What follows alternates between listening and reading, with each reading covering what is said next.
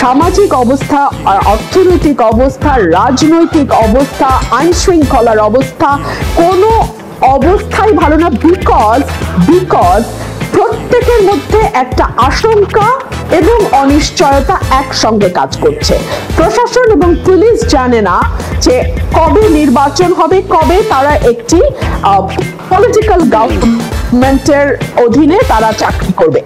12টা বা 14টা সাবজেক্টে একটা ছেলে যখন ফেল করে তখন নর্মালি ওই ছেলে নিজেই স্কুল ছেড়ে দেয়। ও আর মানে চেষ্টা করে না যে আবার চেষ্টা করি। 12টা 14টা সাবজেক্টে ফেল করা ইজ প্রিটি ডিফিকাল্ট ইন্দ্রজিৎ। তো আমাদের ডক্টর মোহাম্মদ ইউনূস সবগুলো সাবজেক্টে এতই রিমার্কেবলি খারাপ করেছেন, সম্ভবত সেই কারণেই তিনি মনে করেছেন থাকা উচিত। আপনাকে যদি এখন বিচার করতে বলা হয় তাহলে আপনি সবকটাতেই ফেল করাচ্ছেন ইউনূস সরকারকে প্রতিটা সাবজেক্টেই মিজারেবলি, মানে শুধু ফেল না, মিজারেবলি, খুব খারাপ ভাবে, একেবারে খুবই খারাপ ভাবে। আর